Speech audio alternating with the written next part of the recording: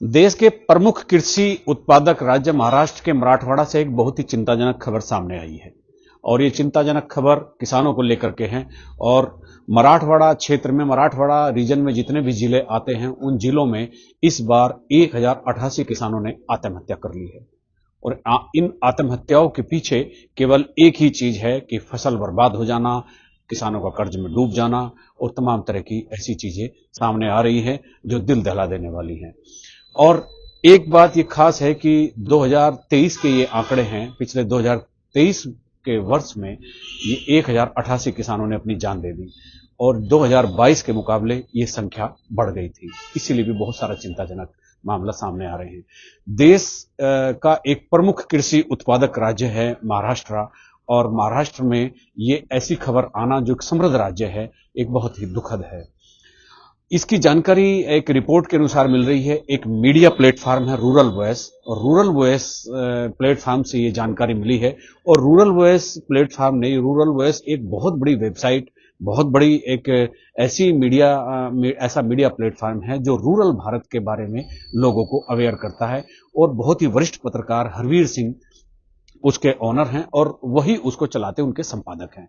हरवीर सिंह बहुत ही जाने माने पत्रकार हैं। उन्होंने देश के एग्रीकल्चर और रूरल भारत को लेकर के, खासतौर पर इंडस्ट्री और फाइनेंस को लेकर के भी बहुत सारी रिपोर्ट्स अपने पत्रकारिता के कैरियर में की है।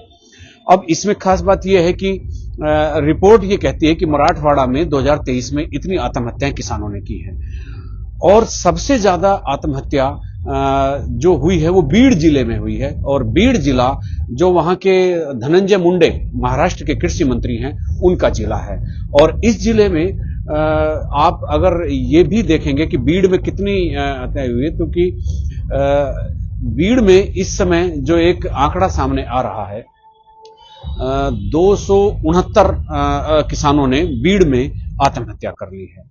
और 269 मामले के अकेले बीड़ जिले से हैं जो कृषि मंत्री का जिला है, धनंजय मुंडे का। और ये इसलिए भी और गंभीर हो जाता है कि कृषि मंत्री के जिले में अगर किसान आत्महत्या कर रहे हैं तो इसलिए भी इसकी गंभीरता बढ़ना लाजमी है।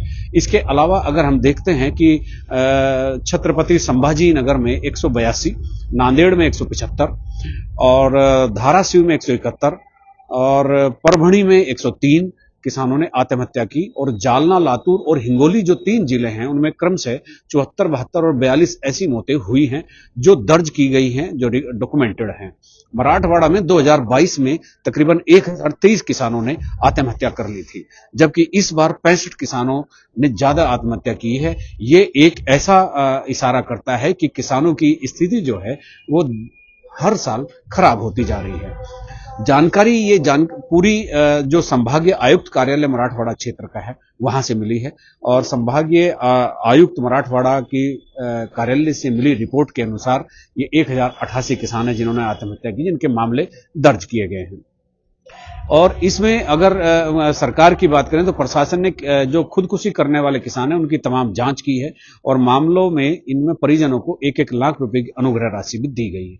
कुल 1088 मामलों में से 777 अनुग्रह राशि के पात्र पाए गए हैं, लेकिन बाकी जो किसान हैं वो उसके किसान, उनकी जो आत्महत्या है, जांच में प्रशासन उनको पात्रता की श्रेणी में नहीं रख रहा है। उनकी मौत किसी और कारण से बताई जा रही है, लेकिन किसानों ने आत्महत्या की है।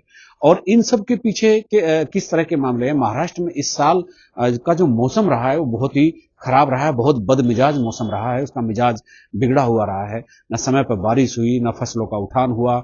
और इसके अलावा जो निर्यात पर पाबंदियां भी लगी थी उससे भी फसलों का नुकसान हुआ। इसके अलावा जो बहुत सारी उपज थी वो किसानों को बहुत बड़े घाटे की तरफ ले गई। और किसानों की आत्महत्या का मुद्दा महाराष्ट्र में राजनीतिक तौर पर इस समय गरमा रहा है। विपक्ष किसानों के मुद्दे को लेकर एकनाथ शिंदे की सरकार को घेरने में लगा है। और स्वाभिमानी शेतकारी संगठन के अध्यक्ष और पूर्व सांसद राजू सेठी ने रूरल वॉइस, जो जिसका मैं जिक्र कर रहा हूं, जो एक मीडिया प्लेटफॉर्म है, मीडिया हाउस है रूरल वॉइस के नाम से, उसको बताया है कि मराठवाड़ा में किसानों की आत्महत्या के चलते जो प्रमुख कारण है वो मौसम है और उनकी फसल का नष्ट हो जाना है। और वो तो सरकार पर आरोप लगा रहे हैं। साल 2020 में इस क्षेत्र में 770 किसानों ने आत्महत्या की थी। यानी ये एक ऐसा क्षेत्र है जो किसानों के लिए बिल्कुल एक नासूर बन गया है। ये आंकड़ा हर बार बढ़ जा रहा है। इस क्षेत्र में कपास और सोयाबीन की फसल प्रमुख तौर पर मतलब उगाई जाती हैं और उत्पादन की जाती है, लेकिन स्थिति यह है कि बारिश नहीं हुई। जो थोड़ी बहुत फसल थी उसकी कटाई वक्त पर नहीं हुई और कटाई वक्त पर होने के बाद फिर उसका उठान नहीं हुआ और सरकार ने जो एक ऑयल पर इंपोर्ट की ड्यूटी घटाकर खाद्य तेलों के आयात को बढ़ा दिया था, उससे सोयाबीन के दाम गिरकर आधे से भी कम रह गए। इससे किसानों को बहुत भारी नुकसान हुआ और कपास की फसल भी अक्टूबर में बारिश से बर्बाद हो गई।